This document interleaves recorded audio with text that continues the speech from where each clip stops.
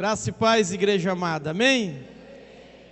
Eu também não poderia deixar de agradecer.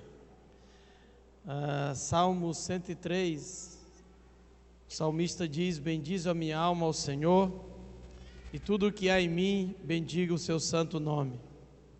Bendize a minha alma ao Senhor, e não te esqueças de nenhum só dos seus benefícios. Eu costumo dizer que gratidão tem memória, amém, queridos? E eu sei que você tem motivos para agradecer a Deus, porque Deus já fez muitas coisas na sua vida.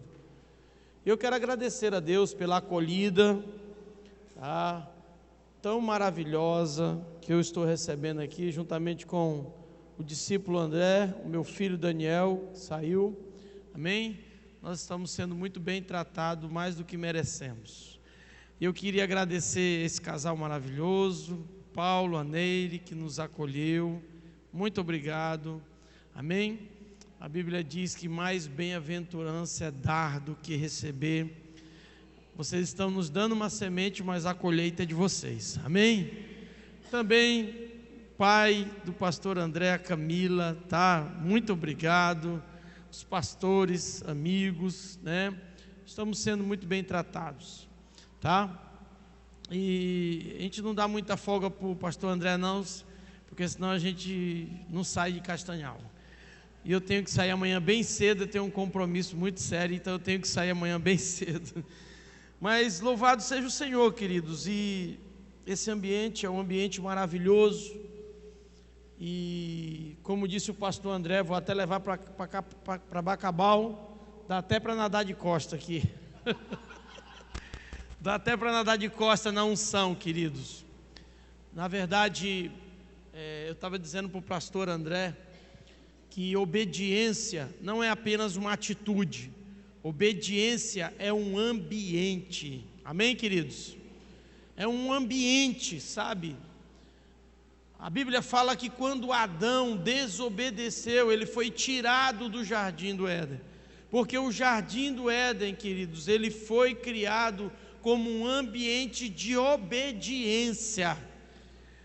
Assim como também Lúcifer foi tirado do céu, porque o céu é um ambiente de obediência, e onde há um ambiente de obediência, com certeza Deus se move e visita, como Ele visitava Adão todos os dias. Deus tem visitado esse lugar, porque tem encontrado nesse lugar um ambiente de obediência. Se esse ambiente de obediência estiver na tua casa, no teu trabalho, Deus vai visitar você lá também, queridos, amém? Eu entendo no Espírito que Deus está fazendo algo nesses dias, que não serve apenas para estes dias, é algo que serve para dias vindouros, amém, queridos? Eu me lembro a primeira vez que eu vim aqui, eram poucas pessoas, não era aqui, era no outro galpão, e sabe, Deus lançou uma palavra sobre esse ministério, Deus falou com esse ministério, e de lá para cá Deus tem feito coisas maravilhosas, e eu entendo, olhando para os fatores que estão, que estão circuncidando esse momento, que não é apenas um programa, não é um evento, é um tempo espiritual. Deus está estabelecendo algo novo a partir desses dias, queridos. Talvez você não vai entender ainda, amém? Mas os seus pastores já começaram a compreender, e isso vai se espalhando facilmente, sem imposição, vai se espalhando, porque aqui há um ambiente de obediência. É um tempo de reflexão, queridos, sabe? É um tempo de reflexão. A igreja que se reúne aos domingos, sabe? É uma igreja, queridos, que se reúne muitas das vezes simplesmente para adorar. Mas a igreja de segunda, terça, quarta, quinta, sexta e sábado é a verdadeira igreja que vai transformar. A igreja de domingo transforma muito pouco, mas a igreja de segunda, nas escolas, no trabalho, nas faculdades, nas casas, essa é a igreja que anuncia o reino de Deus. A igreja que se reúne no domingo é a igreja que adora, mas a igreja de segunda-feira é a igreja que transforma. Seja igreja amanhã, queridos. Continue sendo igreja amanhã. Amém? Faça do seu ambiente de trabalho um campo missionário. Eu sou pastor, mas sou professor, funcionário público também. E eu faço da minha sala de aula um campo missionário. Eu faço da minha escola um campo missionário. Se lembram da palavra? Passando pelo vale de Baca, faz dele um manancial. Baca significa lugar de lágrimas. Era um lugar árido, um lugar seco. O Senhor está dizendo que se passar um filho dele ali, se torna um manancial. Eu profetizo na sua vida nessa noite. Você vai passar por lugares como José passou, e vai deixar não a sua marca, a marca de Cristo nesses lugares. Quem recebe, aplaude o Senhor aí, queridos. Aleluia! Não somos frutos do meio, não é o ambiente que nos transforma, nós transformamos o ambiente com a presença que há em nós. José passou pela casa de Potifar, por uma prisão, e todos esses ambientes foram transformados por ele. Aleluia! É assim, queridos. Eu queria compartilhar uma palavra com você. Confesso que estávamos programados para falar sobre identidade nessa noite, mas eu estava lá no quarto, sabe, num ambiente de obediência, um ambiente maravilhoso, queridos. E Deus, sabe, não me deu assim a alegria de pregar o que eu ia pregar. E Ele me entregou uma palavra. E eu creio que essa palavra tem tudo a ver com os dias que virão sobre essa igreja. Amém? Eu quero ser obediente. Está em Lucas, capítulo 14, versículo 28. Eu confesso que eu tinha uma palavra programada sobre identidade, queridos. Mas Deus me conduziu para essa palavra. Aleluia. Lucas 14, 28. Pois qual de vós, querendo construir uma torre, não se assenta primeiro a fazer as contas dos gastos, para ver se tem com que acabar, para que não aconteça que depois de haver posto os alicerces, e não a podendo acabar, todos os que a virem comecem a escarnecer dele, dizendo: este homem começou a edificar e não pôde acabar. Ou qual é o rei que, indo à guerra a enfrentar outro rei, não se assenta primeiro a tomar conselho sobre se com 10.000 pode sair ao encontro do que vem contra ele com 20.000? De outra maneira, estando o outro ainda longe, manda embaixadores e pede condições de paz. Assim, pois, qualquer de vós que não renunciar a tudo quanto tem, não pode ser meu discípulo. Amém?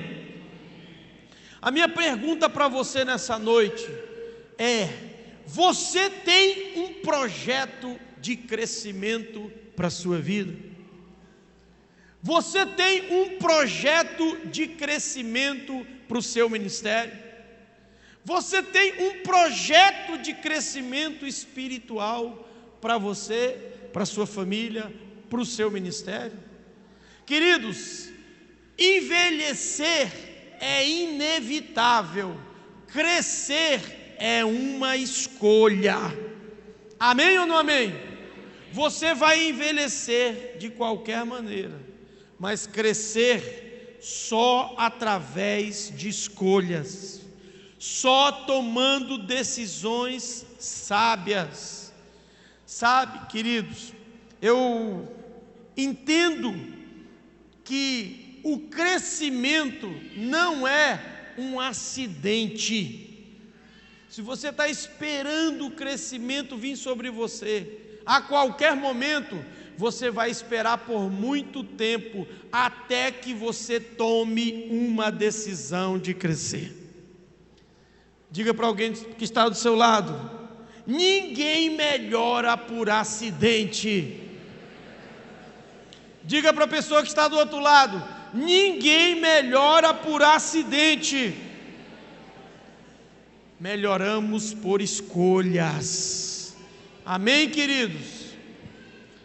Seu desafio é fazer escolhas, para que amanhã você possa colher os resultados dessas escolhas.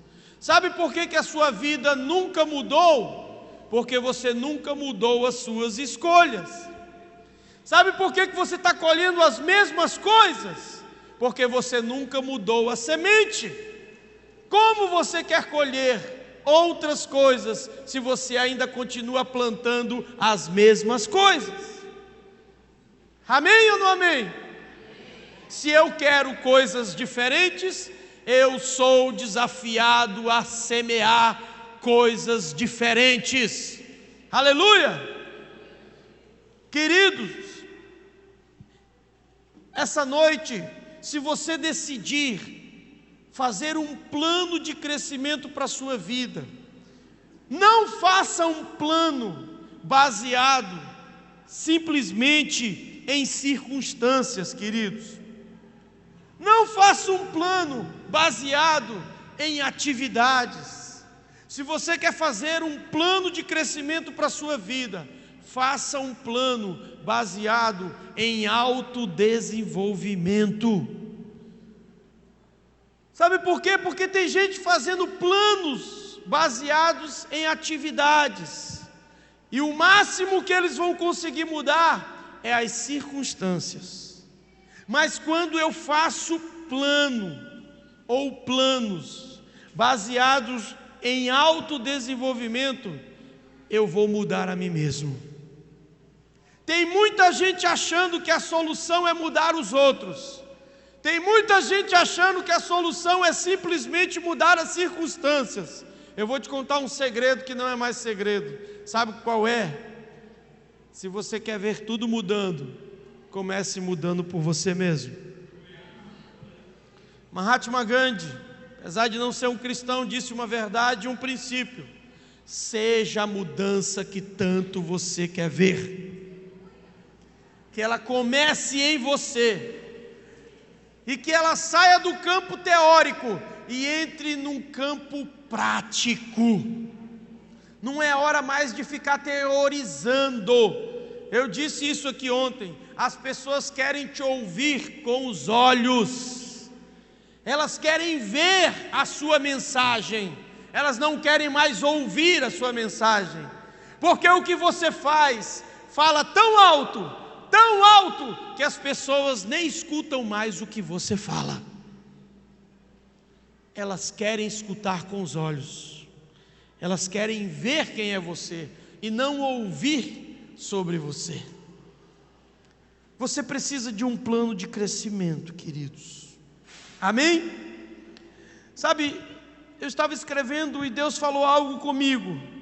Temos que viver não pelas expectativas das pessoas, mas acima disso, pela causa de Deus.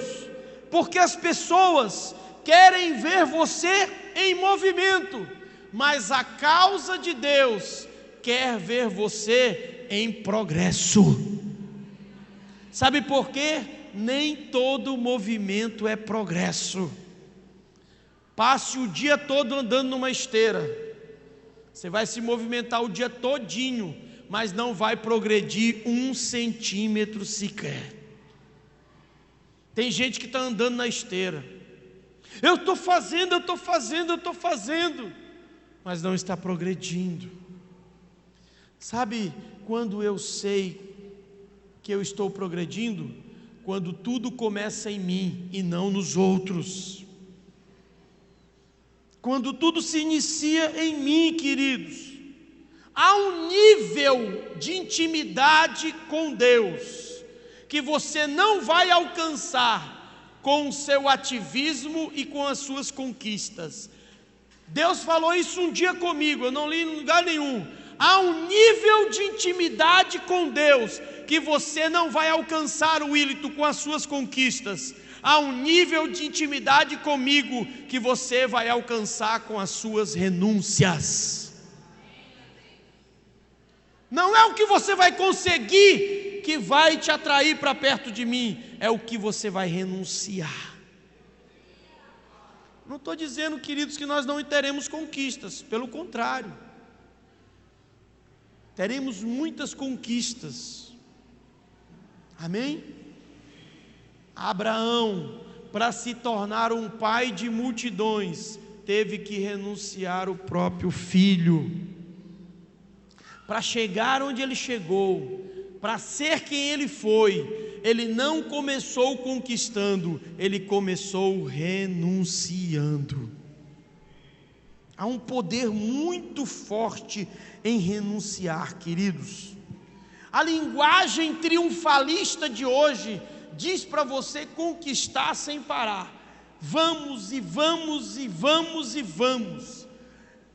E não há espaço para reflexões, não há espaço, queridos, para você entender o princípio do assentar-se. Por que eu estou falando do princípio do assentar-se? A própria Bíblia diz: se você quer construir uma torre, assente-se primeiro. Se você quer ir para uma guerra, assente-se primeiro para planejar. Amém ou não amém, queridos?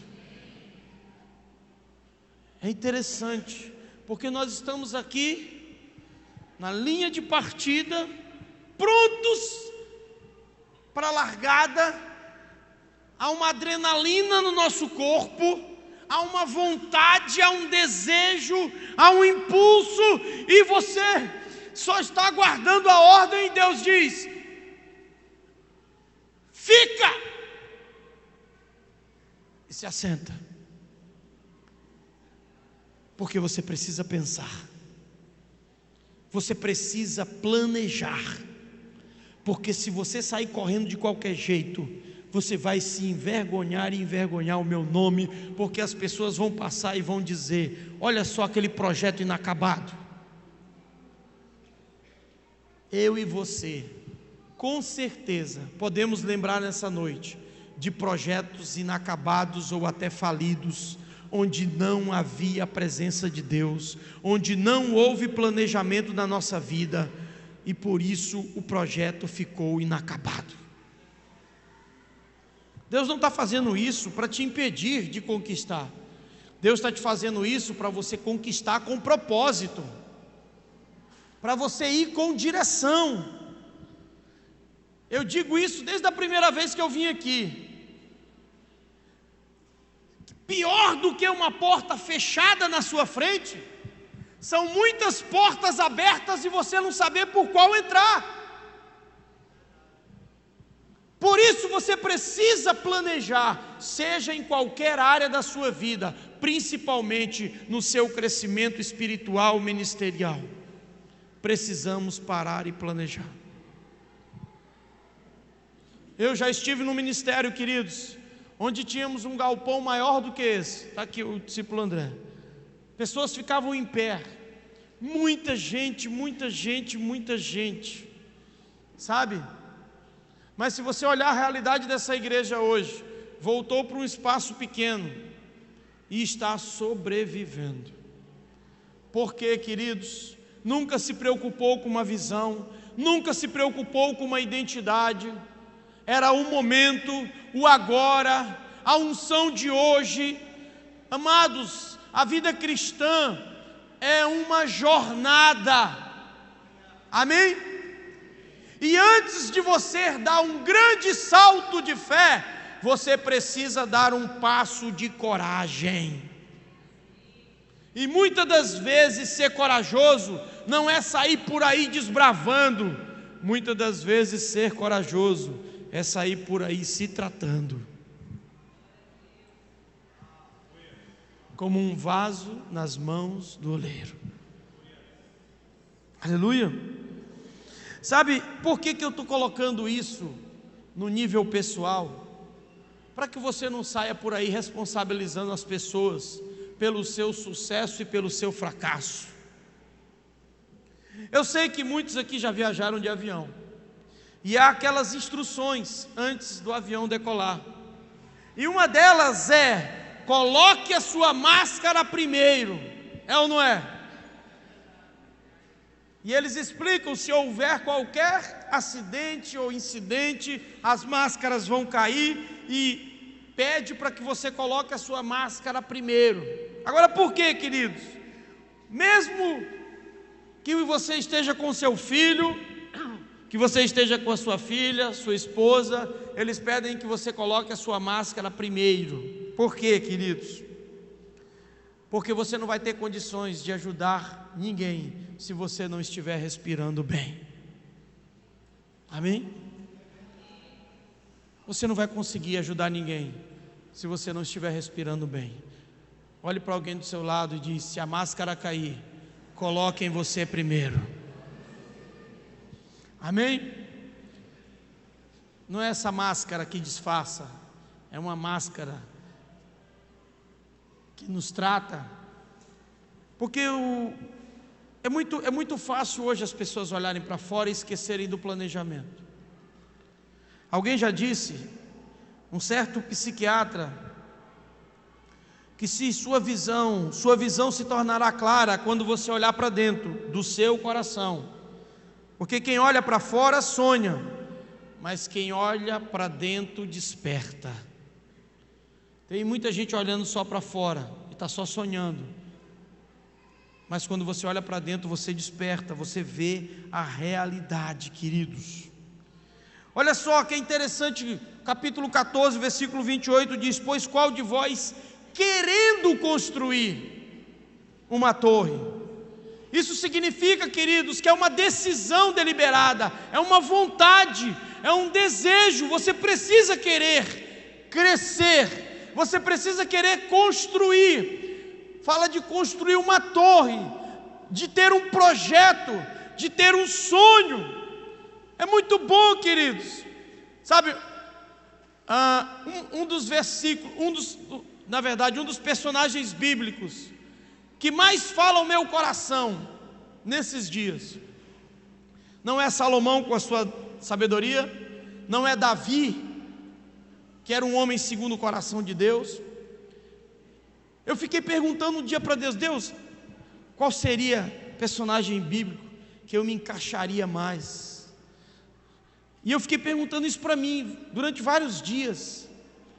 Qual seria o personagem bíblico que mais represente a minha sede, a minha vontade ministerial?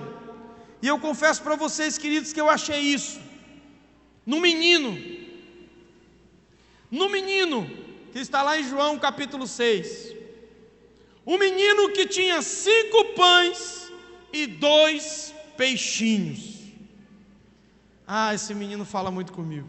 Eu não tenho nem nome.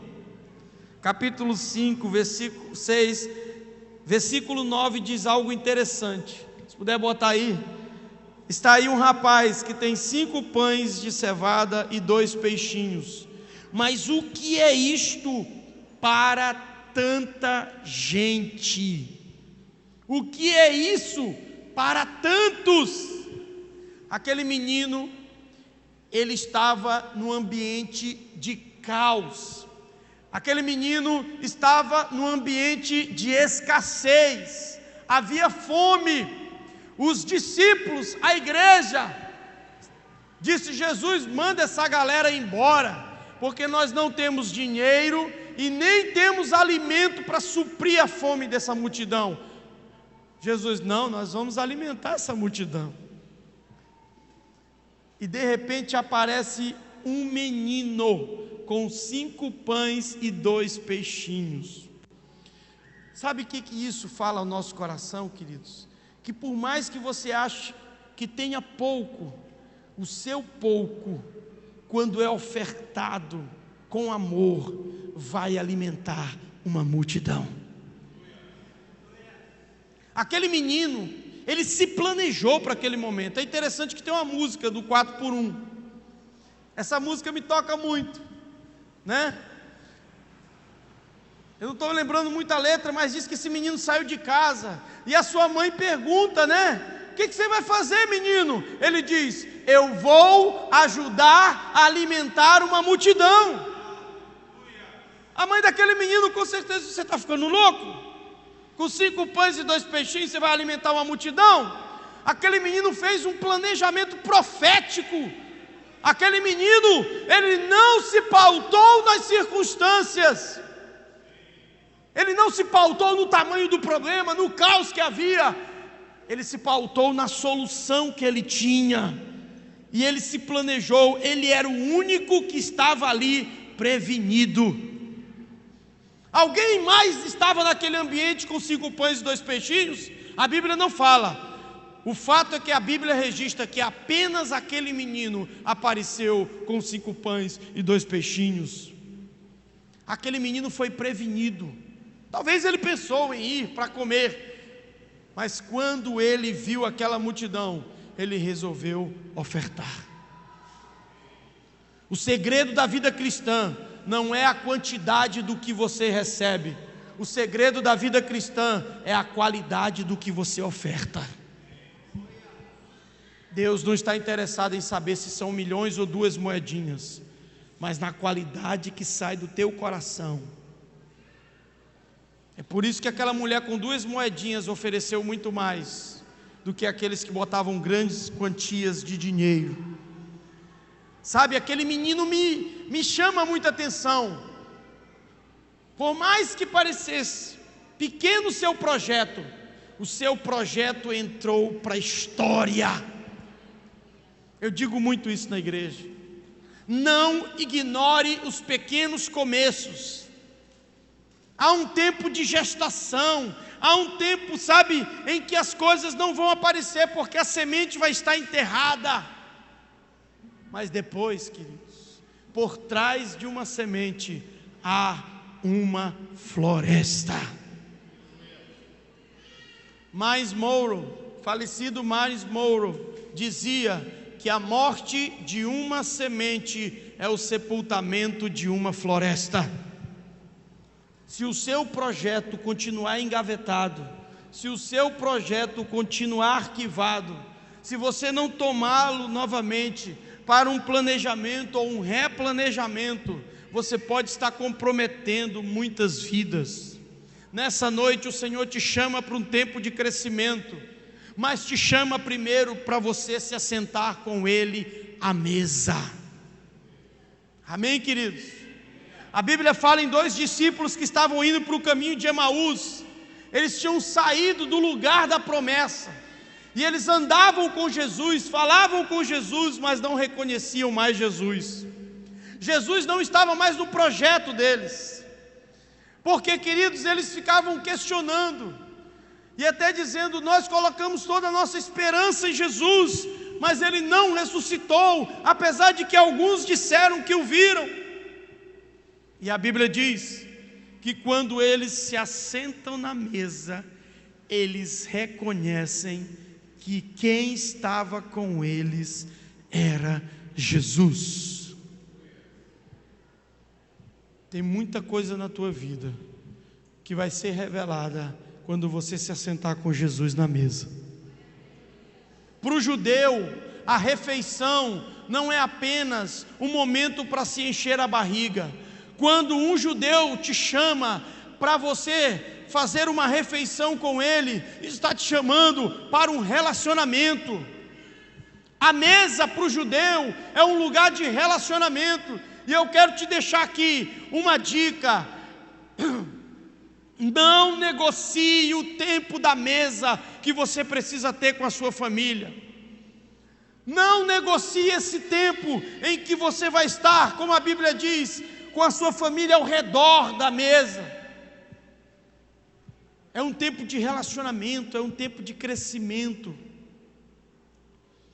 O texto declara que a primeira ação para se executar um projeto não é correr, é sentar-se, é se aquietar. O que a Bíblia diz?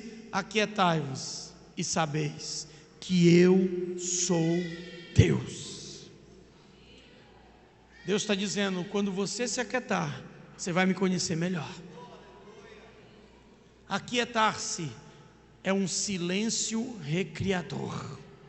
É quando você para tudo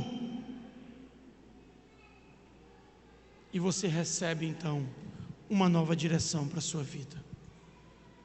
Desde quando eu vim aqui a primeira vez, eu costumo dizer que eu levava uma vida muito frenética. Eu trabalhava de manhã, de tarde, de noite, servia o ministério, sabe? E foi nesse tempo que eu quase perdi a minha família. E Deus falou algo comigo, uma frase que eu falo por onde eu vou.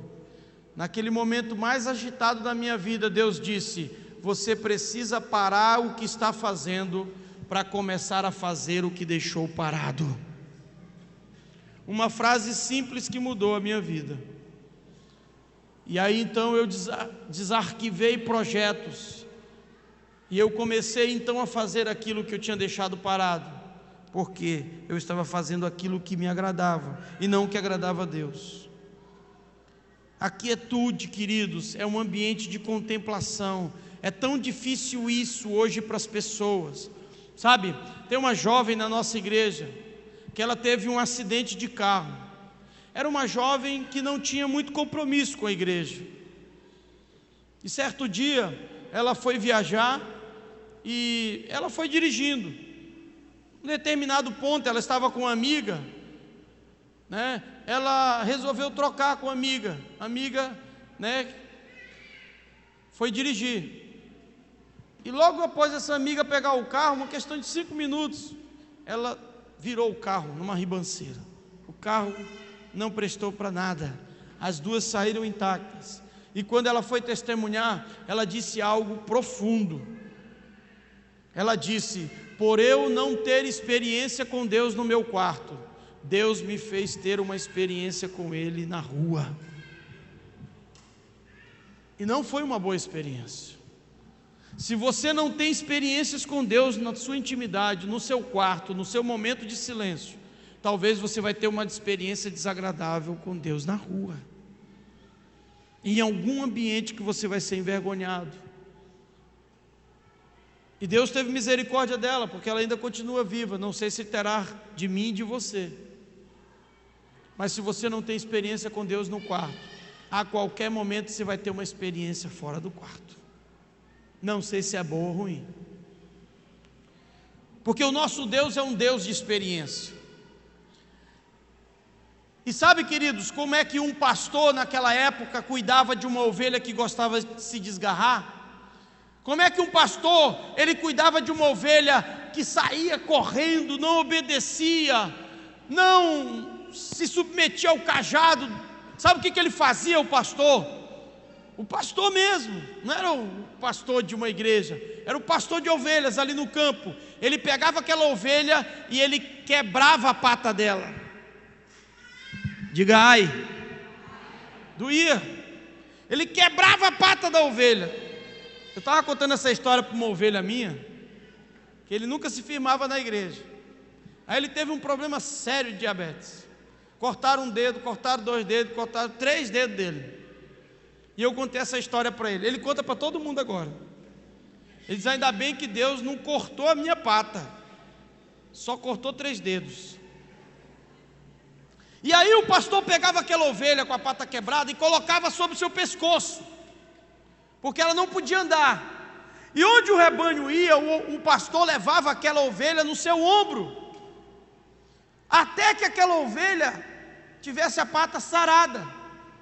Então era um longo tempo em que aquela ovelha não podia correr, não podia andar, e ela ficava sobre os ombros do pastor, sentindo o cheiro do pastor, próxima do pastor, tendo uma intimidade como ela nunca teve com o pastor. E aí quando a pata sarava, ele colocava a ovelha no chão. Você pensa que ela saía correndo para lá? Ela saía correndo para perto do pastor. Ela nunca mais se desgarrava do rebanho.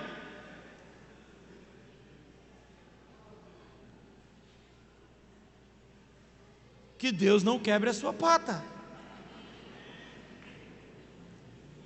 Porque se quebrar, você vai parar de correr. Você vai parar de andar, para poder sentir o cheiro do seu pastor. Mas eu tenho certeza que nunca mais você vai sair de perto dele. Às vezes Deus tem que quebrar a pata. Às vezes essa experiência, queridos, ela é dolorida, mas ela é reposicionadora. Porque você precisa parar um pouco para orar, para meditar, para pensar no seu crescimento espiritual.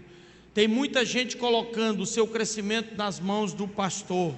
Tem muita gente colocando o seu crescimento no sermão de domingo à noite. Tem muita gente colocando o seu crescimento na ministração da célula. Tem muita gente colocando o seu crescimento nas mãos de um líder. Seu crescimento passa por pessoas, mas ele acontece em você. Entenda isso. Crescer é uma decisão sua, não do seu pastor. É você que decide isso. A busca tem que ser pessoal, intransferível. A busca é sua. Se você resolver não crescer, seu pastor não tem nada a ver com isso. Por isso, querido, saia daqui com essa consciência. Ou você decide nessa noite ter um projeto de crescimento em que você vai se assentar diante de Deus, ou você vai continuar sendo a mesma pessoa, apesar de ser um crente. Paulo disse: olha, eu era um menino, eu falava como menino, mas agora que eu sou adulto, eu não posso mais falar como menino. Vai chegar um momento que você mesmo vai se envergonhar de tantos anos sentado nessa cadeira, sem uma experiência, sem uma mudança, sem um projeto. Porque Deus se move, queridos. Deus te para te mover. O que ele disse para o seu servo? Anda na minha presença, anda na minha presença.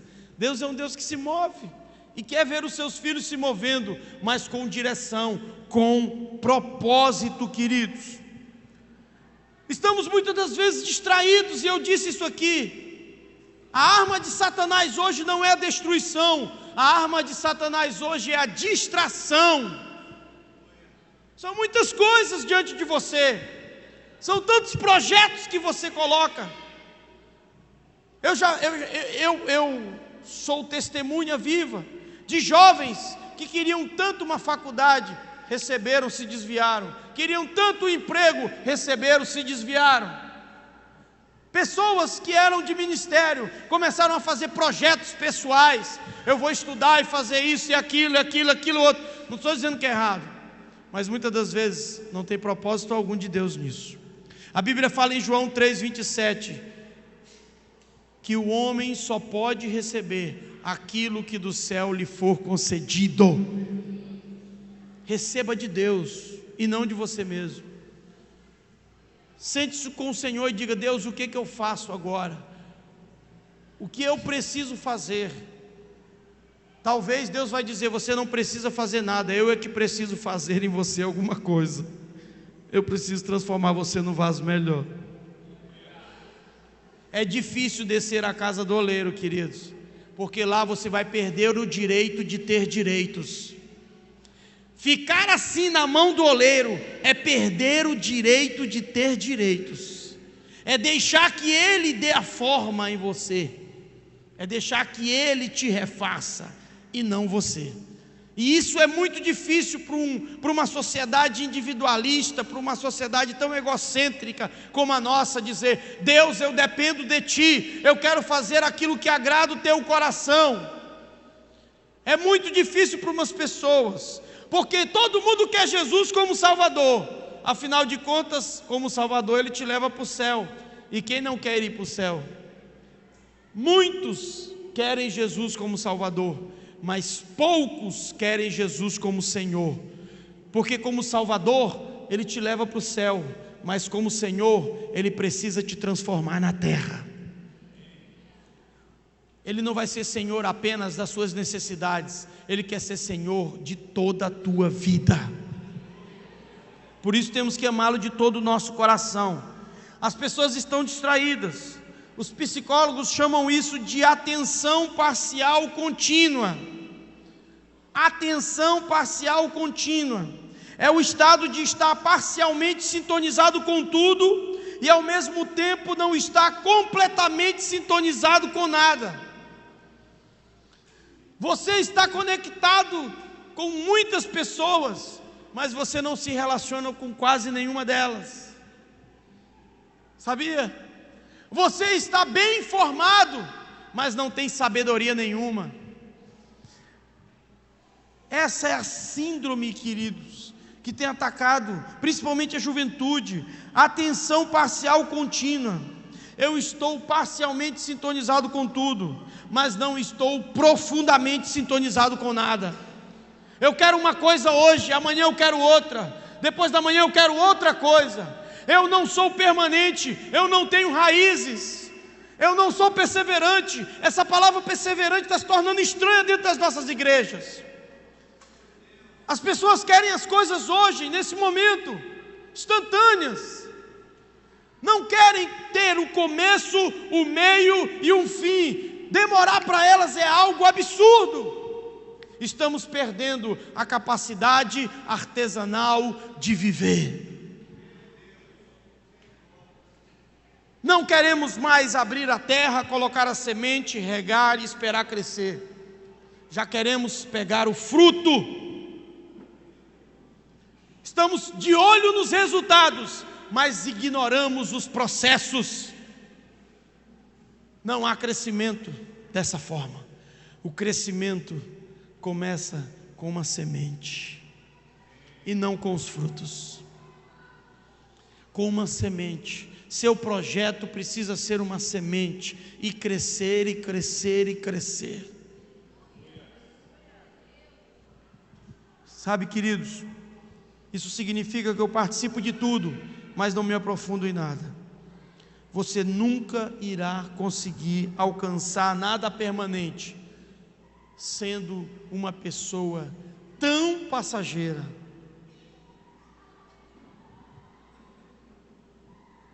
É interessante, queridos, que uma das estratégias para você começar a construir um projeto de crescimento é você proteger a sua conversa interior, aquilo que você conversa com você mesmo.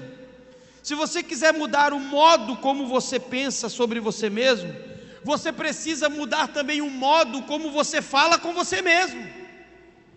E uma das maneiras de mudar o modo como você fala com você mesmo é mudar a imagem que você tem de si mesmo. Se a sua autoimagem está comprometida, tudo em você já está comprometido, porque você nunca vai fazer nada além da imagem que você tem de si mesmo. Eu vou repetir isso para você. Você nunca vai conseguir conquistar nada além da imagem que você tem de si mesmo. Se você se acha uma pessoa pequena, limitada, incapaz, é aí que você vai chegar. Mas se você acha que Deus pode te levar a lugares que você nunca pisou, você vai pisar lá em nome de Jesus. Aleluia! Proteja a sua conversa interior. Mude a sua autoimagem e você mudará a maneira como fala consigo mesmo. Amém? É interessante que o texto fala em construir e o texto fala em enfrentar uma guerra. Construir uma torre, enfrentar uma guerra. Quando fala em construir, fala em projetos materiais, em projetos que envolvem bens. Mas quando fala em enfrentar uma guerra, fala em projetos pessoais. que envolve pessoas. Se eu sou um rei e quero que alguém vá para uma guerra, eu preciso inspirar alguém a ir para uma guerra. Eu preciso me assentar e cuidar das pessoas que eu quero que me representem e que lutem na guerra. A palavra é muito clara quando ela relata o fato de Davi estar numa caverna, a caverna de Adulão. E quando ele estava nessa caverna, queridos, acontece algo poderoso. Deus parou Davi naquela caverna, queridos. E é o interessante, capítulo 22 de 1 Samuel, no versículo 1. A Bíblia diz que Davi estava na caverna de Adulão. Adulão significa lugar de refúgio. Ele ficou parado naquela caverna. E de repente ele começou a orar, né? Deus, eu estou tão sozinho, não tem ninguém comigo. E a Bíblia diz que começou a chegar gente naquela caverna. Os primeiros que chegaram naquela caverna, sabe quem foi? Seus pais, seus irmãos. A Bíblia diz, desceram para ter com ele. Ué, mas alguns capítulos antes, nem a sua família acreditava em Davi, mas agora todos estavam ali naquela caverna com Davi. Quando Samuel foi ungir um rei, Davi estava lá cuidando das ovelhas e ninguém convidou ele para a festa. Só que Deus disse que era ele que era ser o rei. E Davi veio. Seus pais o desprezaram nesse momento. E agora os seus pais correm para onde ele está. Por quê? Porque ele está parado no lugar de refúgio, de reflexão. Ele está assentado. E depois disso, queridos, começa a vir gente, 400 homens desacreditados, endividados, pessoas totalmente excluídas começaram a chegar para Davi. E Davi, queridos, ele começou a receber aquelas pessoas ali, 400 homens, amargurados, endividados, amargurados de espírito, em aperto. Escute isso, acompanhe. Aqueles homens chegaram e como que disseram: Davi, nós viemos aqui para nos submeter a ti. Homens que ninguém queriam, se chegaram a Davi e disseram: nós viemos aqui nos submeter a ti. Davi estava parado no mesmo lugar, conversando o tempo todo com Deus, talvez até se questionando porque ele estava sendo perseguido, mas Davi estava no lugar certo, no lugar de assentar-se, no lugar da reflexão. Agora escute isso, queridos, esses homens, eles eram súditos de um rei chamado Saul. Davi já estava ungido como rei, mas ainda não era rei diante da nação. Aqueles homens resolvem se achegar até Davi. É como se eles dissessem: não queremos mais a unção que está sobre Saul, queremos a unção que está agora sobre Davi. Não queremos mais o governo de Saul, queremos o governo de Davi.